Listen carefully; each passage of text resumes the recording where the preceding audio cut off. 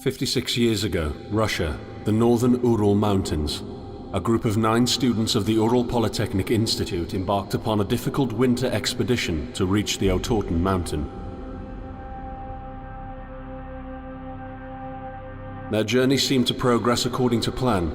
However, on the 7th day of their trip, the weather conditions worsened. They lost their orientation and were forced to set up a camp on the slope of the mountain called Kholat Pt1. It was their last stop. 3 weeks later in Yekaterinburg, when their families received no word of their success, the first rescue expeditions were sent.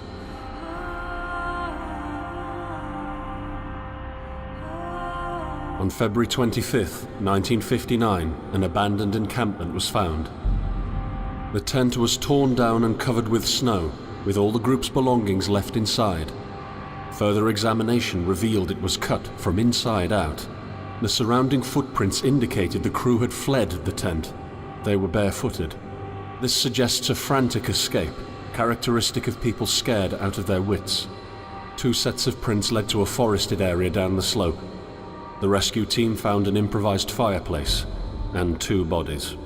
They were lying in but their underwear, with cuts and scratches to their limbs, suggesting they had tried to climb the tree in panic. What could terrify them so much? The next 3 bodies were found scattered a few hundred meters from the first discovery.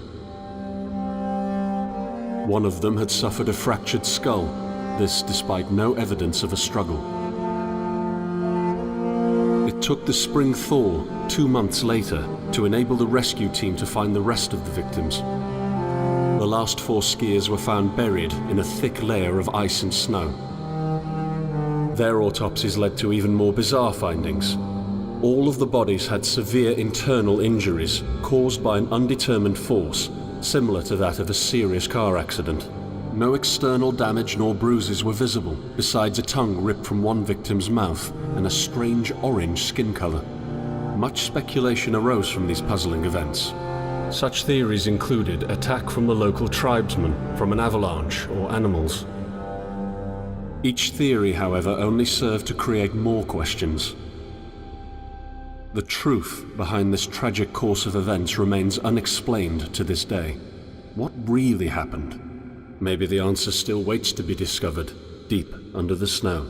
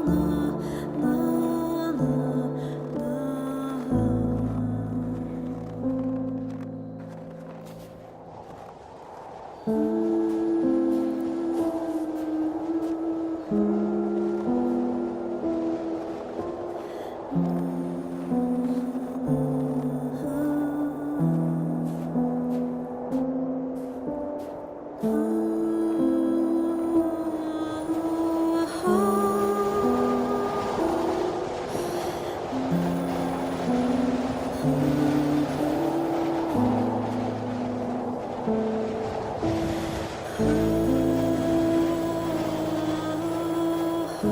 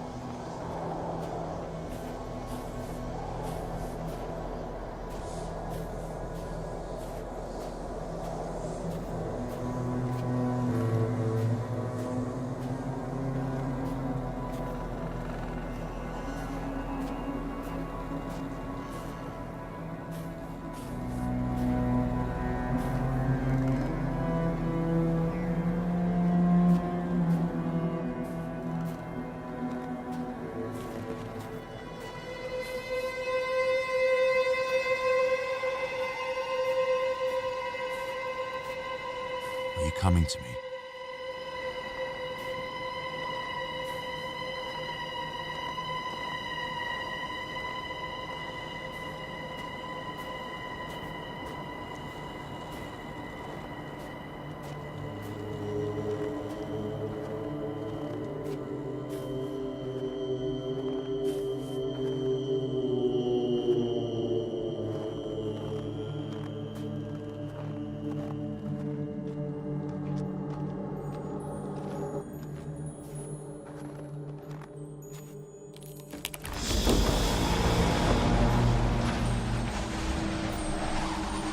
In the end, the only thing I saw was a flash, an insufferable burning light, the pain ripping apart my body.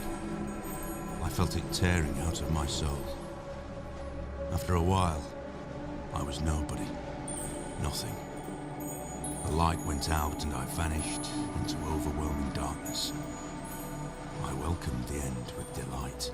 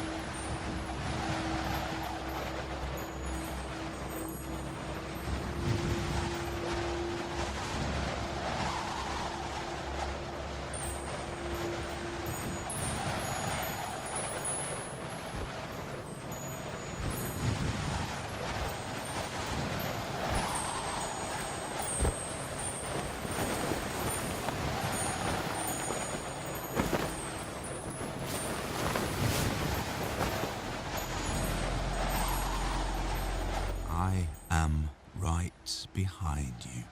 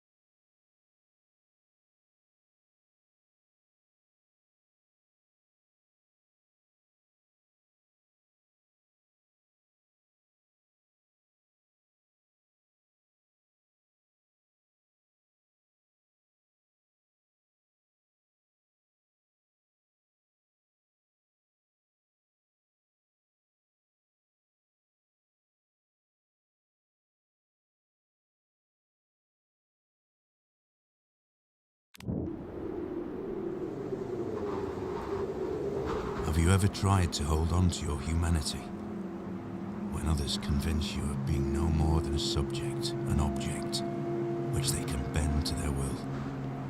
When they told you that you were a monster that deserved punishment, when you could really not remember your sins, when they took away your loved ones, leaving you to rot in the dark. The problem is that in their darkness, you have never been alone.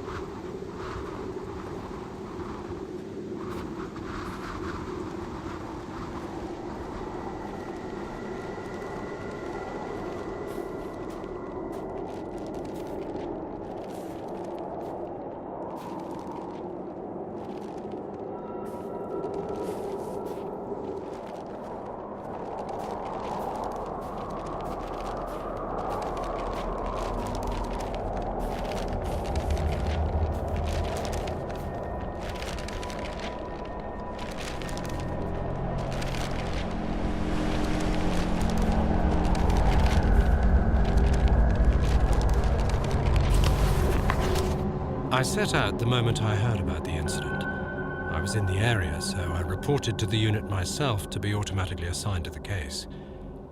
I arrived at Vishai on February the 19th, a couple of days before the Institute's rescue group.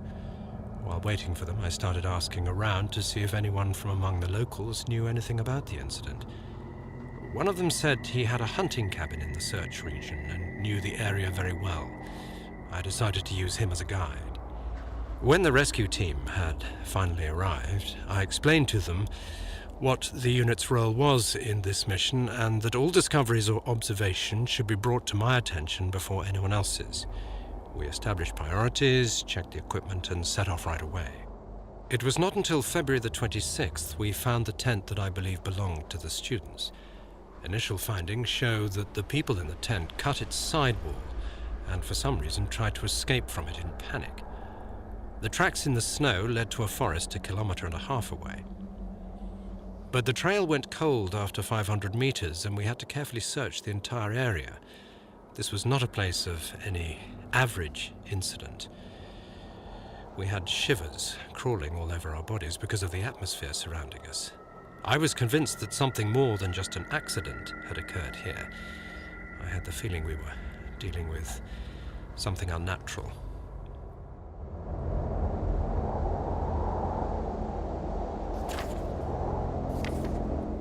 I set out.